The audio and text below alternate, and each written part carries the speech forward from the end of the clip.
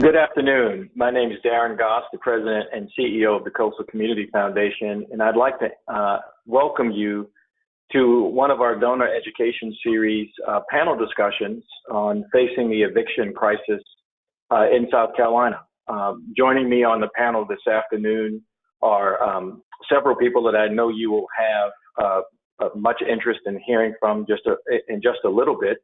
And they include Stephanie Mcguire, who is the Chief Marketing and Training Officer for South Carolina Thrive, Nicole Paluzzi, Charleston Pro Bono, she's a housing attorney, Dr. Ann Gowdy of the Eastern Carolina Housing Organization, who's the Chief Program and Innovation Officer, and Joe Porter, who is with Lighthouse Real Estate. He's a broker, president and broker in charge. Joining me also is my colleague at the Community Foundation, Vice President for Grant Making and Community Leadership, Edie Blakesley. So want to thank you for being here this afternoon. And so here's who we are. Want to start by thanking the Waccamaw Community Foundation. You can go to the next slide, who is the co-host of this event, and welcome all of the different people. I know we have more than 80 people registered to join this event that run the gamut from the northern part of our footprint in Horry County down to Jasper and Beaufort County. So thank you for being on board this afternoon. Also like to thank Blackbaud, who has generously sponsored this event for us over the last couple of years, and our colleague Rachel Hutchison, who I know is on board for her generosity and leadership. Thank you, Rachel and the Blackbaud team, for partnering with us on bringing much needed information to our region and frankly to our state. Next slide, please. Here's what we're going to cover today. We're going to do an overview of the eviction landscape. Edie Blakesley will lead us through that information and some data. And then I'll come back and facilitate a panel discussion with our series of experts. You will remain on mute throughout the process of the full panel discussion this afternoon. If you do have questions or comments you want to make, please use the chat feature that you will find on your computer screen. And at the end, we'll give you an opportunity to engage the panelists with questions and answers, again, in the chat box.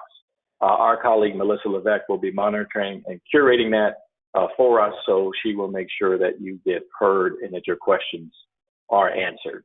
So with that, let me turn it over to Edie Blakesley, who will give us some context for the eviction landscape in South Carolina. Thank you, Edie. Thank you, Darren. Thank you so much, everybody. I'm so glad to be here, and I'm glad to see so many people interested in this conversation. So we'll go ahead and jump in just with some basic overview. Melissa, thank you. So what we wanted to lift up is that there's a lot of conversation around eviction, sort of who gets evicted. There's a profile, there's often misconceptions, but really what we wanted to highlight is it's really an intersection of poverty, housing, and inequality. And anybody can actually fall into that triangle, so to speak. So it is a cause of poverty, but it's also a consequence of poverty. There is evidence to say it's a direct cause of homelessness. When people get evicted and they have nowhere else to go, they often just cannot find any place to go, can't couch surf, and end up going to organizations and shelters or living in their cars. And the one thing that is always surprising to me, and not a good way, is that South Carolina sees some of the highest eviction rates in the country. So across the country, the entire country, we have some of the highest eviction rates and some of the most creative tools in the process. There is I'm sorry, real quickly, we did put sources at the bottom of each of these slides, which you'll get afterwards. And you can go down a rabbit hole with a lot of these. There's really a lot of information, but we put that on there so you could see where this information comes from. Next slide, thank you. So in thinking about, the eviction crisis, sort of where we are now, we actually peeled back a little bit and stepped back prior to March, before we were in our current situation.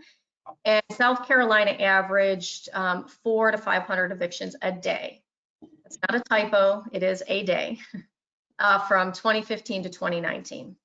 And I wanted to make sure that everybody could sort of see their service area, regardless of where you are on the call. And Harleyville is in Dorchester County. That eviction rate is over 20%. You'll see Georgetown is almost 16%. Walterboro, which is in Colleton County, is over 10%. And so it does not affect only one county or one region. It actually affects the entire coast with some pretty high numbers and rates of evictions. The eviction lab is actually from Princeton University, so these numbers are updated with real-time information.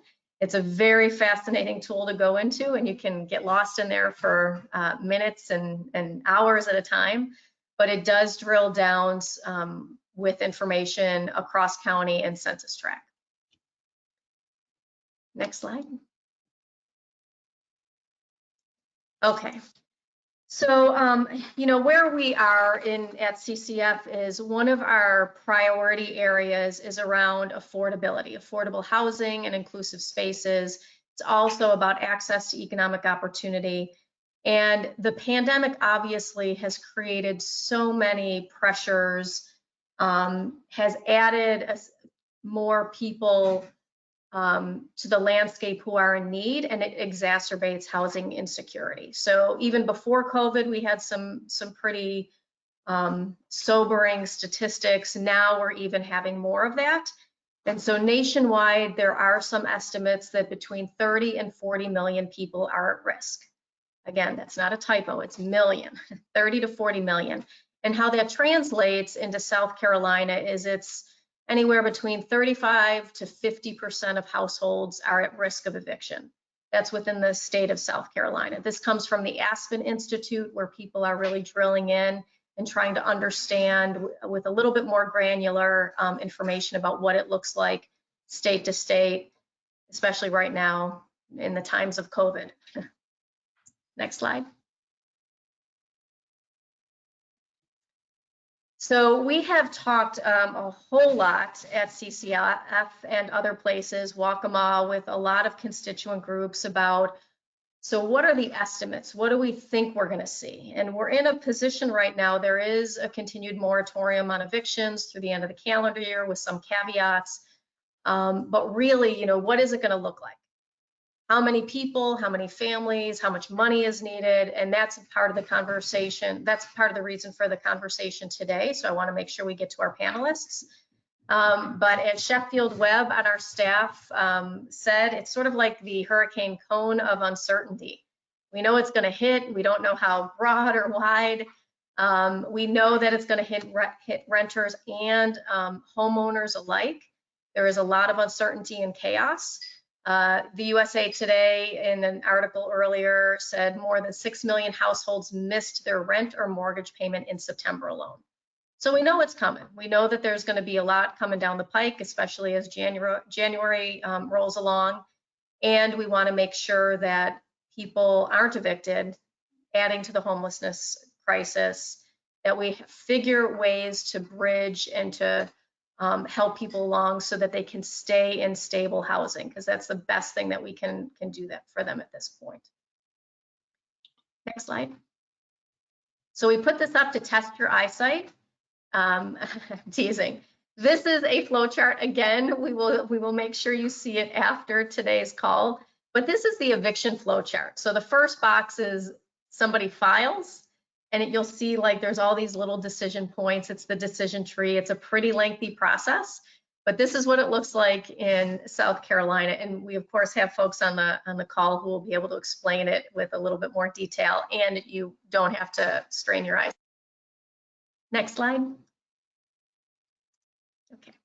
So that is my presentation. I actually think I beat my time, so which is good. That way there's more time for our panelists. And I'll pass it back to you, Darren. Thank you, Edie. And what we're going to do now is transition to a panel discussion. And I've sort of conjured up my inner Oprah Winfrey or Montel Williams to really try to be far more engaging with this panel than we would typically be, because we're frankly online, and I think it's sometimes hard to engage. So if you guys as panelists want to just get comfortable and have a conversation, we certainly want to engage with you in that way. So again, thank you for being with us this afternoon. Gloria, if we can just go to full screen, that way we can all see each other instead of the thumbnail. I think that would be great to kick this off. Yeah, there you go. Fantastic.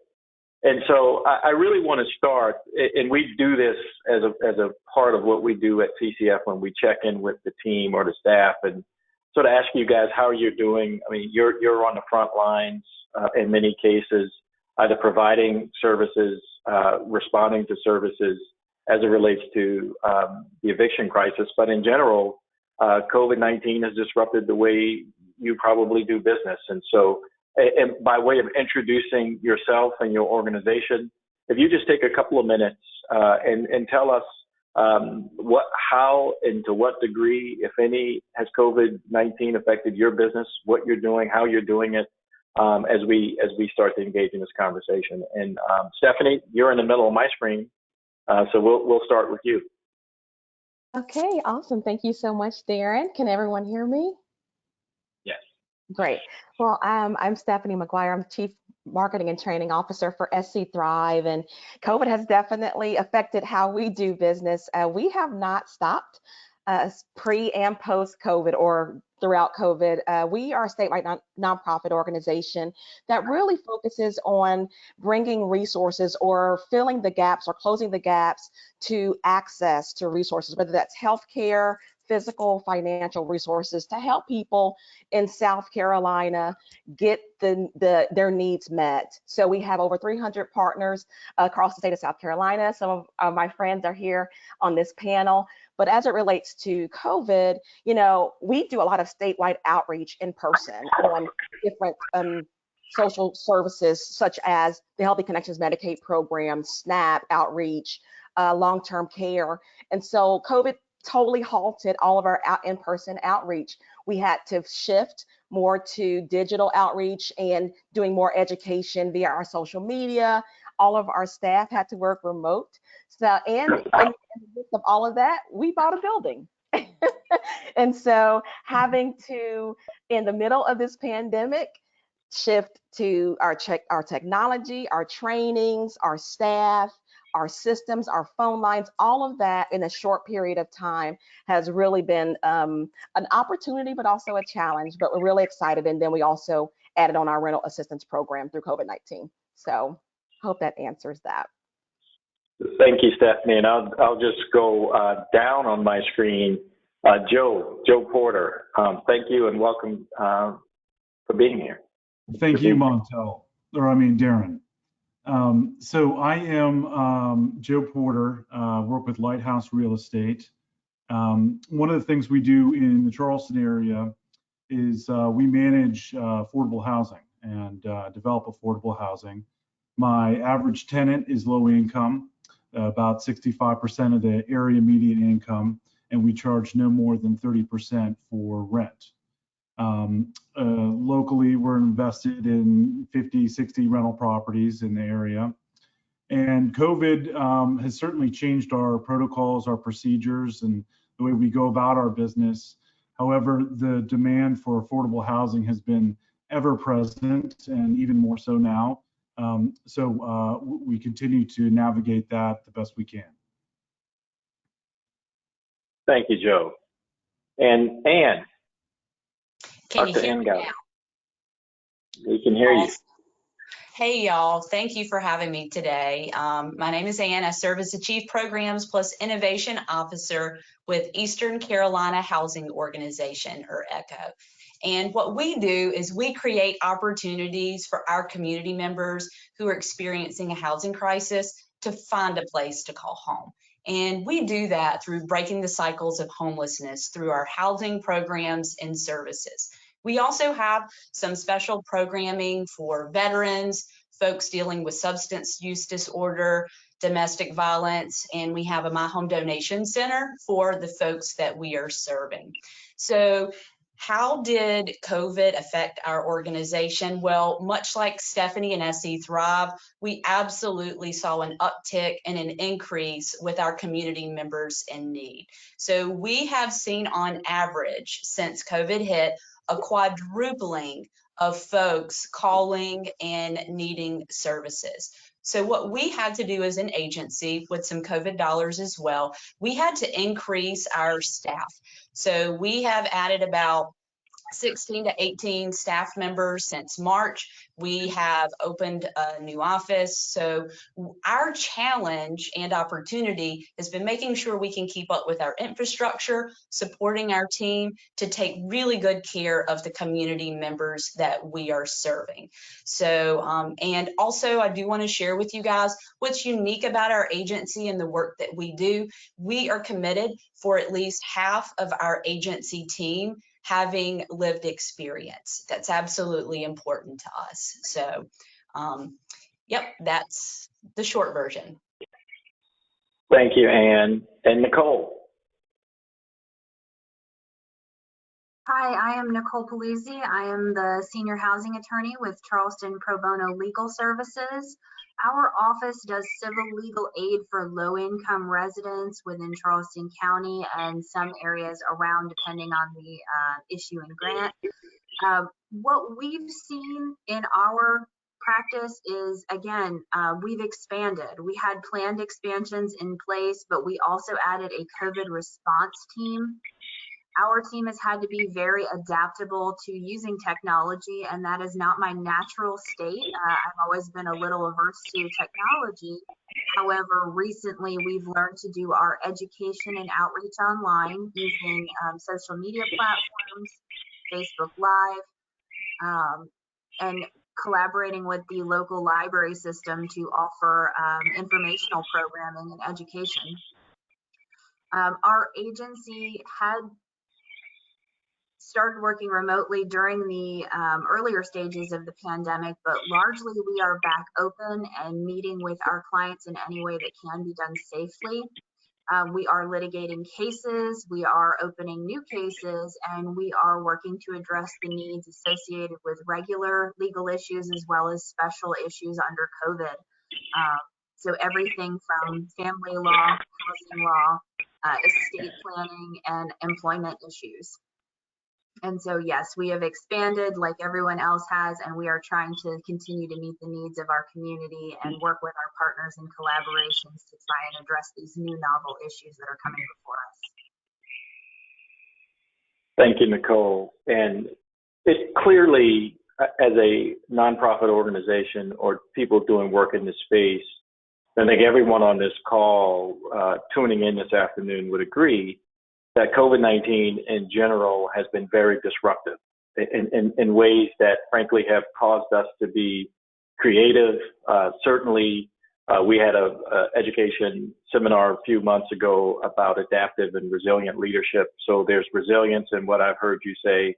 There's adaptation in terms of capacity and meeting needs in different ways. And frankly, this panel discussion being online is one of those ways that we do the work.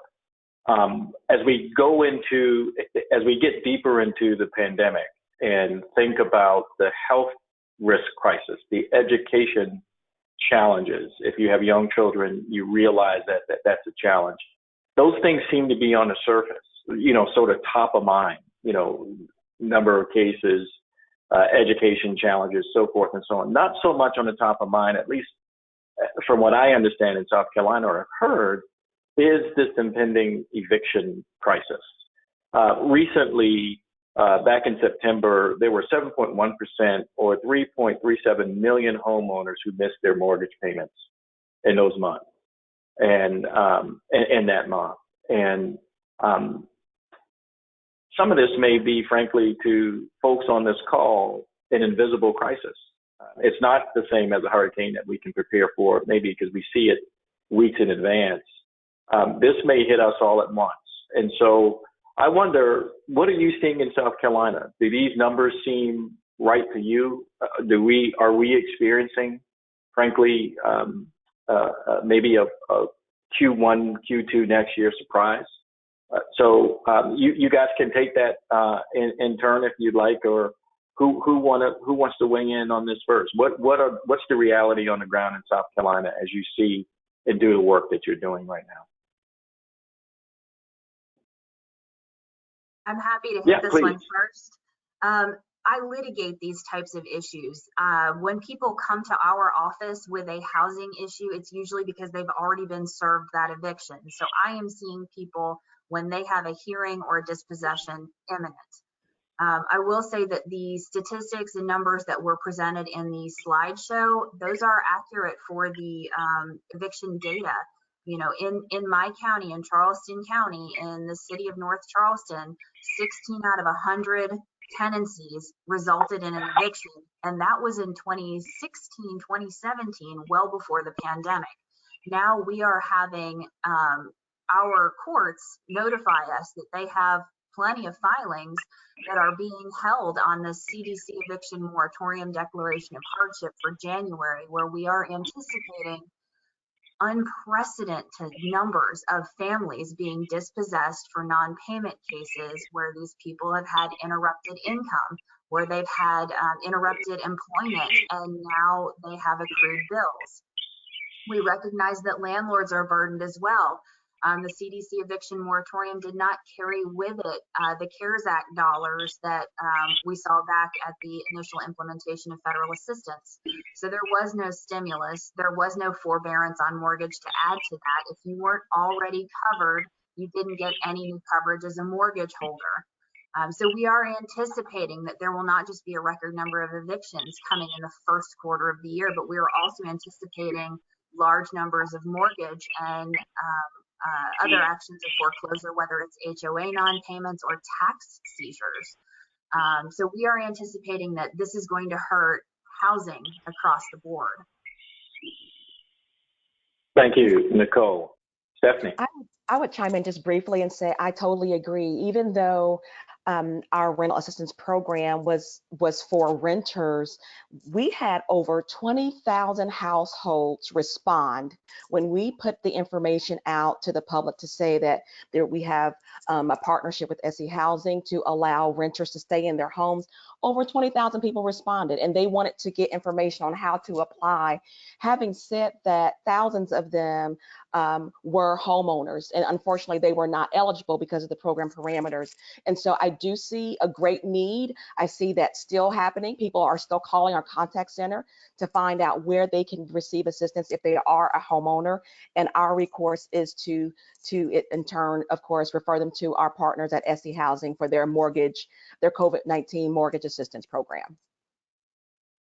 Thank you. It's Joe and Ann, I'm going to come to you in just a minute, but I think sometimes when we think about supporting our communities, we tend to think about people with limited assets, those who are actually renters. But it seems to me that this challenge, as both Nicole, you and Stephanie have mentioned, will actually affect homeowners, people who actually own the mortgage.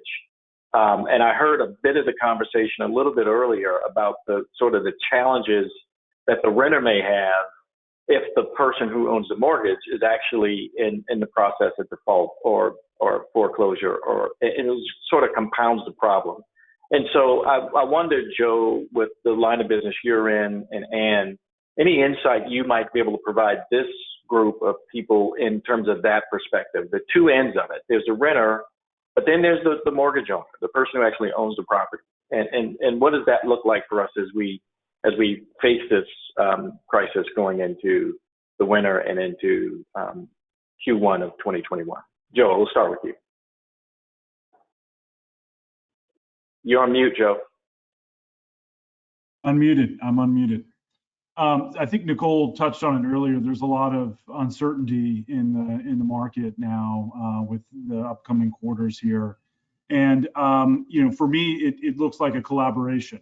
It's me pointing my tenants towards the federal rental assistance that's available here locally. It's been doled out slowly. A number of organizations such as the Charleston Trident Urban League, Humanities Foundation, Origin SC, been some local organizations where I can direct my tenants to who need some federal rental assistance.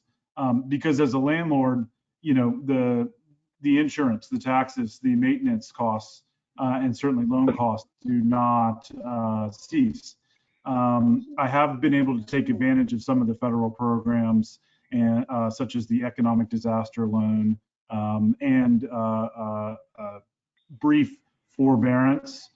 So there are some temporary measures that we can take as landlords, but really it is a collaboration. Thank you, Joe. And anything? Yes, so I'd love to say first that the solution to homelessness is housing. To be able to house folks, we have to have landlords. And for us, we balance the relationship with the landlord with the need of being able to provide housing or to prevent folks from being evicted. So for us, we absolutely see both sides of that. And with this impact, we find working with small private landlords is really helpful for us as far as overcoming those barriers of criminal history, credit history. So the impact of our small private landlords, if they are not receiving rent and their tenants are getting behind, then that absolutely impacts their ability to continue to be able to rent out their property. And we do not want to see the loss of that. And that is something that we are nervous about, to be quite honest. Thank you. Thank you, Ann, and thank you to all of you. I want to bring Edie into this conversation primarily because I think most of the folks on this call who follow Coastal Community Foundation or who work with us in partnership through a fund of the foundation know that earlier this year we raised close to $2.5 million in COVID relief and recovery dollars in funds that frankly has already been mentioned here. And Edie, I know we had a COVID partners call this morning, and we were discussing some of the data and some of the ongoing needs relative to the region. I wonder if you might share from your perspective, you know, where do we start? Where are we now in terms of needs, the assistance, the kinds of grant dollars that are going out, and sort of with your crystal ball, how do you see this shaping up as we transition into the next quarter? Yeah, thank you so much, Darren. I will say that nonprofits are rock stars, not in a pandemic, and they're, you know, national level rock stars at right now. And what we're seeing is a lot of different organizations trying to partner, look how to fill a particular gap or need that somebody else can't do. Make sure that they're communicating really well. So even here on this panel, you know, talking about, Joe, how you refer to agencies, nonprofits who can help some of your tenants. I mean, that's a really important thing. So for us, it's really along the continuum. If somebody has an eviction notice, where should they go? How quickly can they get there? So it's the legal people, it's the attorneys.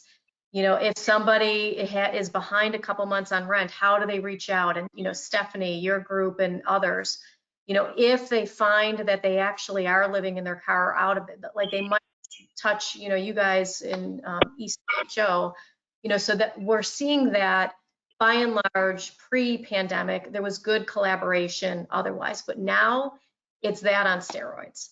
Everybody realizes that there is not enough of the pie. They have to figure out how to share it in order to come together and really provide a safety net for people in need. And the folks that they usually serve, but then also the folks that actually have been added into the service clientele just because of where we are with the pandemic. And, you know, thankfully in Beaufort area down that way, we have a continuum, a collective of groups who are working on this, you know, sort of glove in hand. I think we'll probably see some funding for that in the next couple weeks. You know, I would say that I would encourage it in other parts of our region because we know that this is a really serious issue coming up. You know, we don't know how big, but it'll be big.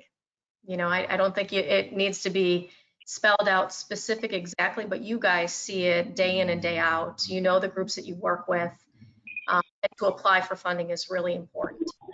The other part, and forgive me for going on for too long, but there are other avenues for funding. So our COVID fund isn't going to be the be all and end all. I mean, we do have more than $1 million left to deploy. I'm sure some of you are curious and wondering about that, and we'll be open for as long as we have the money. And you know, funding does continue to come in, and we're very blessed in that way. But our goal is to make sure it's deployed as quickly as it possibly can, in the most effective way that it can, with groups of nonprofits throughout service areas who are holding hands and really trying to make sure that they're the safety net for people in need. So there are other avenues besides ours.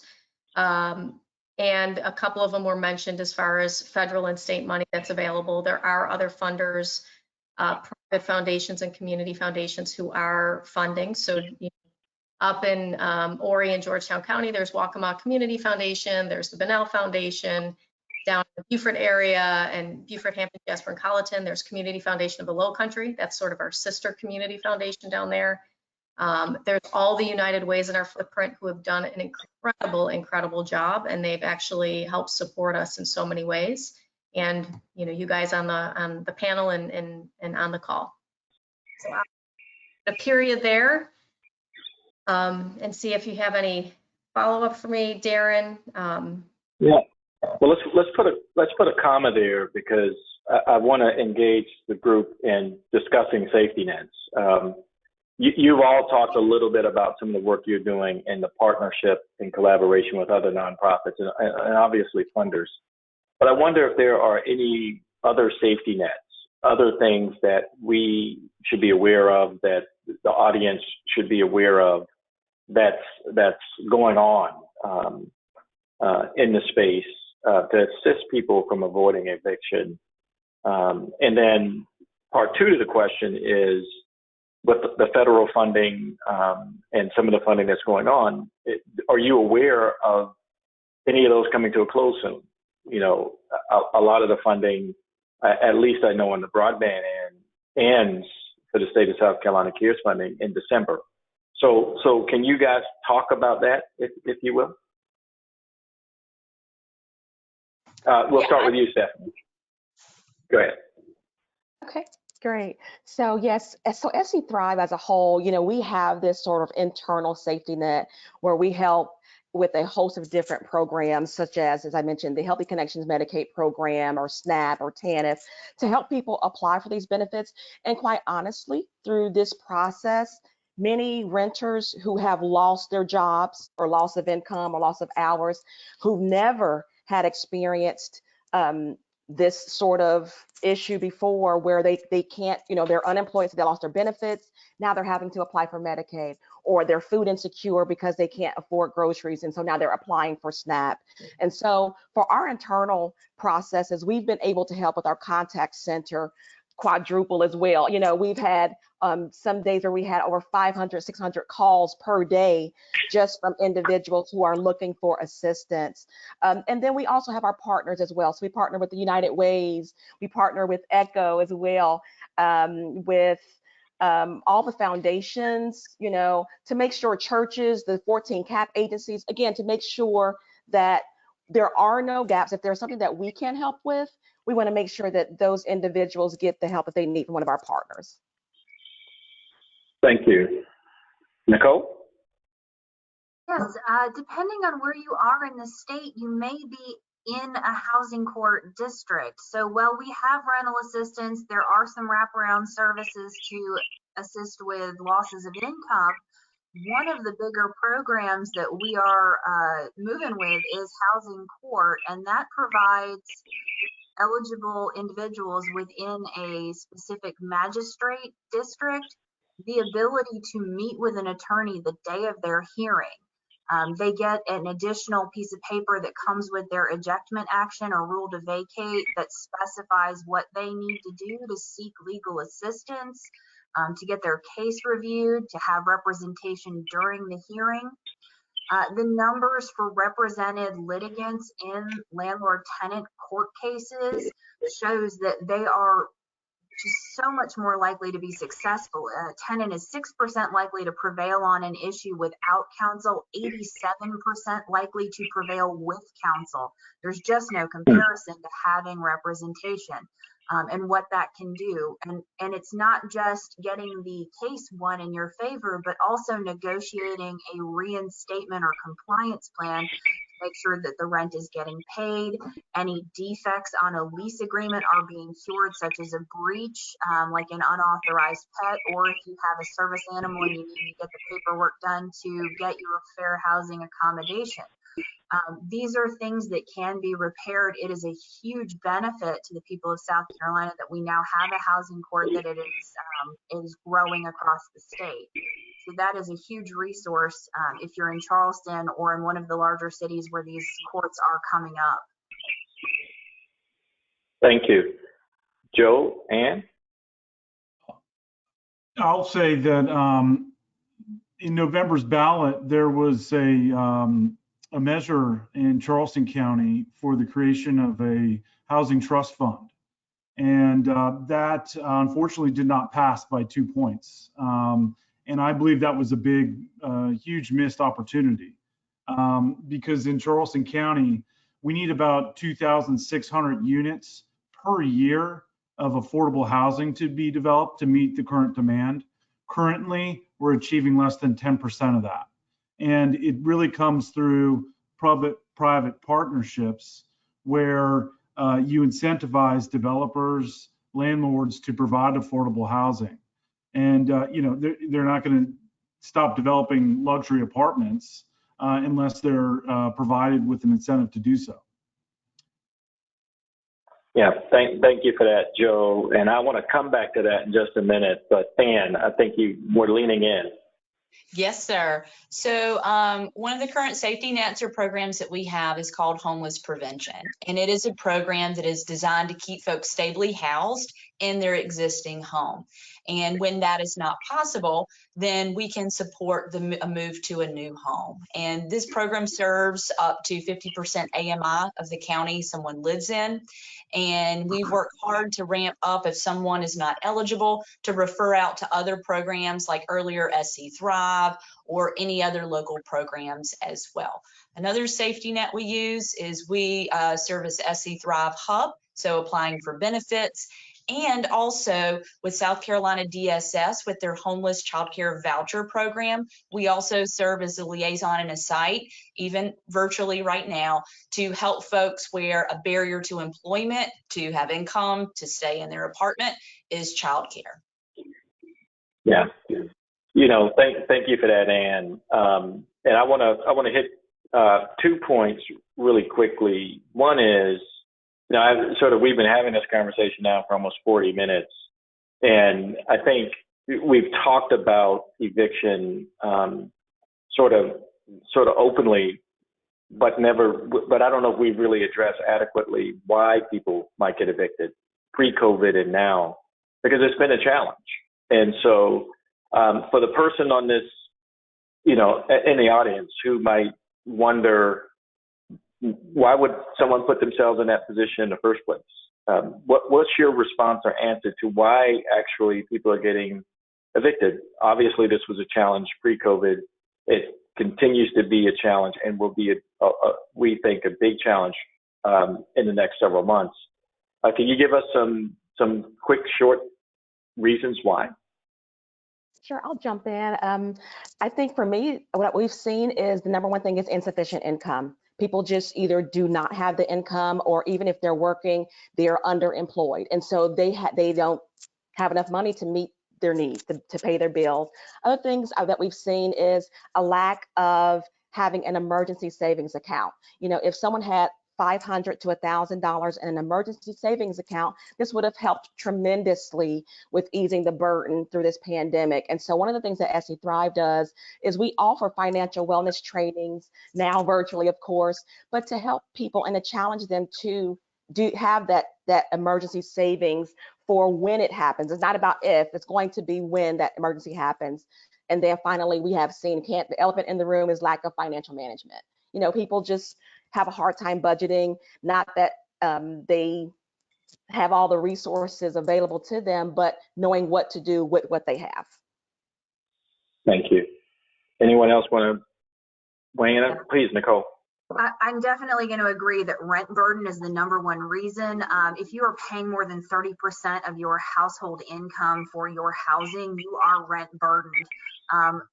Recently, I believe it was HUD that released the study that if you are making federal minimum wage, if you are a 2-income federal minimum wage household, the only place you can afford the average tenancy within the U.S. government is in Puerto Rico, not even South Carolina. So you cannot afford that amount of income in Charleston, even with 2 wage earners working full time. So rent burden would be our #1. We also see a lot of people that do not understand their tenancy obligations and late fees. So we have people that are not maintaining that emergency fund. They are not using the fiscal good management, and they're spending each month paying a $10 late fee on their water, plus a $50 late fee on their electricity, plus a $150 late fee on their rent. And these are dollars that hold no value to these tenants, and that is a concern. Because with some good financial planning and maybe catching up their arrears so that they are not robbing Peter to pay Paul at the end of the month, gets them started back at 0, and you don't have to deal with the ongoing late fees. But the rent burden is going to be problematic, and that's where Joe comes in. We need those affordable units. Yeah, Joe, thank you for the work that you're doing and for invoking, frankly, bringing up the referendum that failed last Tuesday on the establishment of the Housing Trust Fund. And I just want to give 2 shots out. One is to that referendum. Obviously, the Community Foundation was very supportive of that with other nonprofits in our region, Mcguire, the South Carolina Community Home Fund, because we really do see affordable housing as infrastructure. If there's a gap, there's a gap in middle income earners in our region who need quality, affordable, and safe housing, and that's clearly a challenge. The second shout out I want to give is to really understand the big disconnect between sort of what you earn and what you pay. Nicole, you talk about the 30% of your income. United Way Association of South Carolina, and I know our local United Ways have published something called the Self-Sufficiency Standard.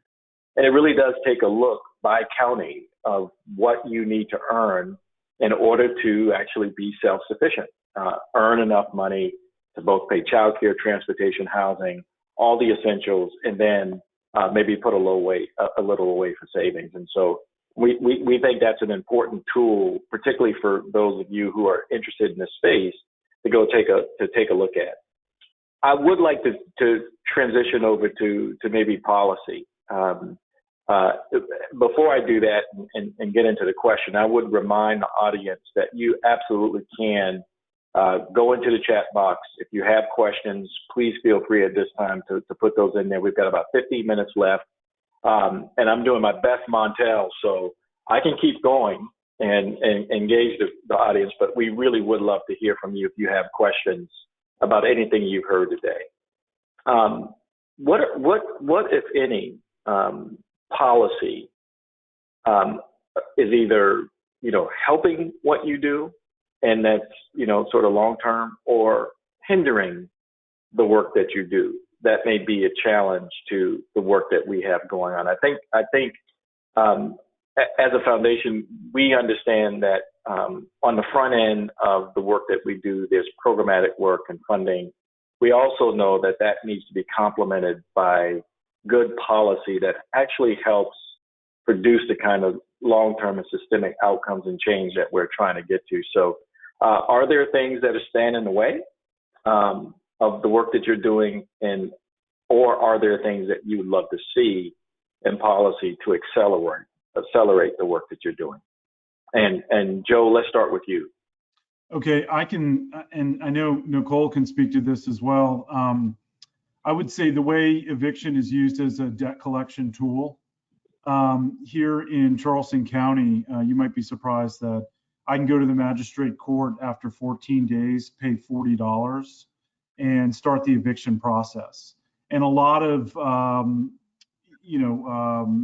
apartment complexes, property managers, they use this as a way to collect rent routinely. The Post and Courier recently had an article where they cited nearly half of Charleston County's evictions involved only 6% of the rental properties. And, you know, again, it goes back to affordability. When I list a property that's available and market it publicly, I'll get over 200 inquiries in the first day. So, you know, of course that, you know, you can name your price if you want to, but can someone afford it? And it goes back to affordability and that disconnect between wages and market rent. Yeah, thank you, Joe. That's really a supply-demand kind of issue, right? Suppress supply, you could do what you want to do with that. Any other policy, Nicole? I think obviously you see it in the courts and in the work that you do. Anything out there that either gets in the way or good policy you might suggest that would accelerate support and help for the work that's being done? So there are some legislative adjustments that we have advocated for or suggested as maybe applying more now in this modern society than in 1986 when the Landlord Tenant Act became a thing. One of the issues I have is that South Carolina generally has the magistrates hear eviction and rent disputes, but Charleston County is different in that we have bifurcated our magistrate courts. We have the magistrates who hear the possessory or eviction action, and then we have the small claims who hear the monetary disputes. And that can mean that every time you have a litigation, it's really two separate cases with two separate hearings with two separate judges ruling on the same fact pattern, but it's not res judicata, it's just this bifurcated court. So that is one policy that drives me absolutely insane because every case is two cases and it's twice the work. Another policy that I find problematic is that we just cannot get any sort of inclusionary zoning or affordable housing initiatives to pass. We get close, we don't get them. You know, we have a very strong contingent of advocates in the state legislature. They are just in the minority when it comes to a vote. And so that can be problematic as well in policy wise. But absolutely what Joe said about the $40 filing fee being used as a cheaper form of debt collection. It is a lot cheaper for a landlord to use that $40 filing fee than pay 10% of whatever's due to them through a debt collection third party agency. And we see these frequent filers all the time. If you go to the Eviction Lab's updated summer data, they're showing you and naming the names of these frequent filers who are using the court as their debt collection method. And it is, I look at it as an abusive process, an abusive court system, and it is clogging up the dockets. Thank you, Nicole. Ann or Stephanie? Yes, I would also add with zoning policies and regulations. So being able to loosen up, as Nicole was getting at, with number of family members or a prohibition on that, opening up for innovations in housing with shared housing. You know, we did a lot with NIMBY, not in my backyard. So not using laws and statutes as a way for that. But we would love to see some more loosening on that. And I would just Thank add, you. I am. Oh, sorry. Go ahead. Go ahead, Stephanie. I would just say that I would just add, we would love to see some more open communications or more policies centered around helping seniors or aging adults, because we have found that seniors living on a fixed income are also still struggling. So we would love to see regulation or policy improving to help that particular demographic. Thank you. I know that there are questions in the chat box, but I can't see them on my screen. That just tells you that I am really the generation before this one. Edie, I don't know if you can see them, but if you can either. Melissa, I know you're listening in, and I think you signed on. Can you just ask those questions, please? Sure, I can indeed. John Pabenga asked specifically, does all assistance come in grants, or are there also low or no interest loans available to those that need rental assistance? The question was, does all assistance come in grants, or is there the option of a low interest loan to support this as well? So essentially, what are the different relief buckets available? Is it all grant funded, or is it a combination of lower or no interest loans? I would say our program was specifically a grant through SE Housing. And then we also received a private anonymous donor as well that wanted to help when they heard about the program. So that helped tremendously as well. Ours are grant funded. My wheelhouse is not on the development side or on the homeowner side, but our programs are grant funded. Yeah, and I'll jump in real quickly and say that for assistance programs like rental assistance or mortgage assistance, I'm not aware of any low interest opportunity or loan opportunity that's provided. Usually it's strict, charitable dollars for efforts like that. For our office, all we've seen are grants for rental assistance. We have seen both grant and certain lower interest mortgages for first-time home buyers, but that's only on purchase. Yeah. Sure.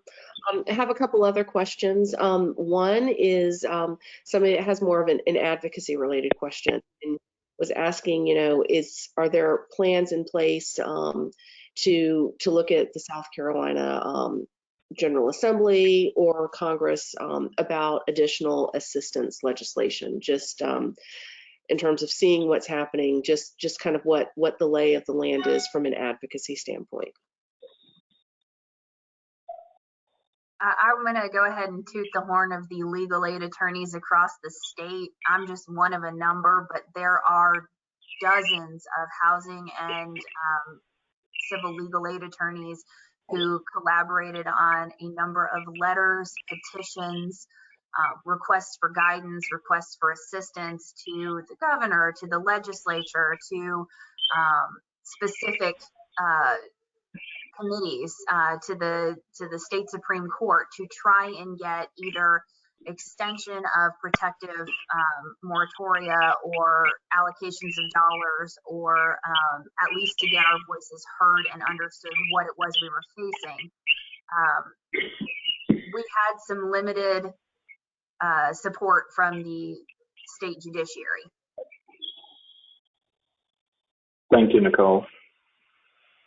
I do know, Melissa, that Representative Marvin Pendarvis from the Charleston delegation over the last, I think, 2.5 months or so has been doing a listening tour around South Carolina specific to the impending eviction crisis. And I think the goal was to hear, to inform himself and to maybe consider some sort of policy. So watch this space for that, but more to follow. But I know that at least that elected official in the Charleston delegation is leaning forward on this. And Nicole, you look like you might be familiar with that work. He does a remarkable job advocating for the people within his district and around his district to try and get better results for tenants and tenancy laws. So it's not just Representative Pendarvis doing a fantastic job, but also Senator Kempson and Gilliard are also strong advocates that are regularly trying to bring modernization and fair housing and landlord-tenant issues to the General Assembly. Again, like I said, we are a little bit on the minority side in that one, but they're relentless and a lot of energy there. Thank you. Well, we've got about 5 minutes left, and there are, at least by my count, 5 of you, EM, including you in this. If you could take 1 minute to answer the question that you wish I had asked in reference to this particular thing, that would be awesome. So what didn't I ask that you wish you had a minute to talk about for this audience? And since we started with Stephanie to kick us off, and ended with Nicole, we'll go in that reverse order. So Stephanie, we'll start with you and then we'll end with Nicole. So Stephanie. Great. I don't think that there isn't anything that you did not ask. Something that I forgot to mention was that our program ended October 1st. for the COVID-19 rental assistance program. So while we are not taking applications, if there are individuals who are still in need, please give us a call. Our contact center is available Monday through Friday from 8:30 to 5. We'd love to be able to help. And that number is 1-800-726-8774. So thank you for your time. Stephanie, thank you. And thank you for being on this panel discussion this afternoon. Joe, thank you. Joe. Thank you. Thank you for having me. And, again, I think this conversation all points back to affordability. So ways that we can all come together to create more options, more affordable housing for people who need it. Thank you, Joe. Ann, thank you. Thanks. So what I wish you had asked me was why and how we do what we do. We do it because we're here to help our community be healthy and happy. How we do it is, I will quote Arthur Ashe, we start where we are, we use what we have, and we do what we can. That's fantastic, Ann. Thank you so much for that. Edie, what didn't I ask that I should have that you need this audience to know before we close out this afternoon?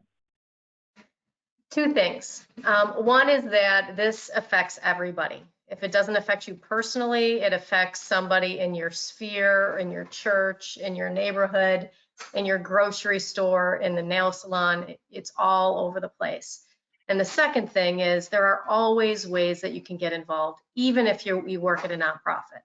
So we do have nonprofit friends on the call. So it's not just a donor thing to get engaged or to give money or to volunteer or to advocate.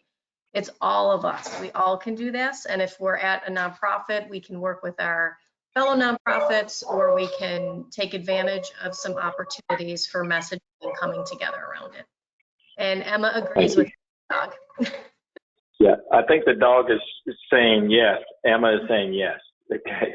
Nicole. What I wish you'd asked is what I, as the listener, can do to get involved with housing as an issue and how to support it.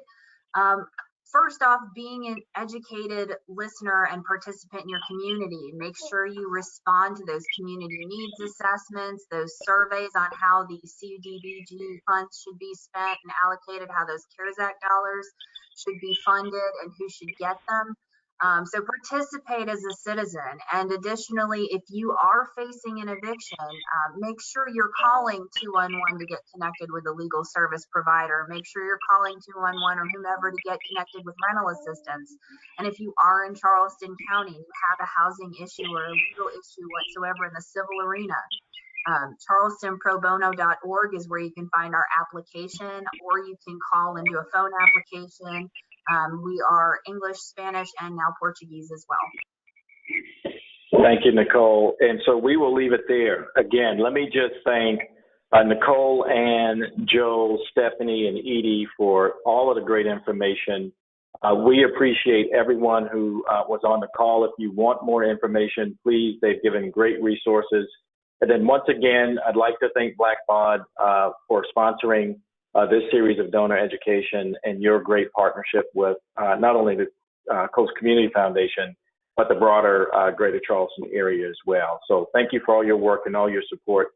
We really appreciate you. We will see you again soon when we have another one of these. So have a great afternoon. Thank you. Thank you.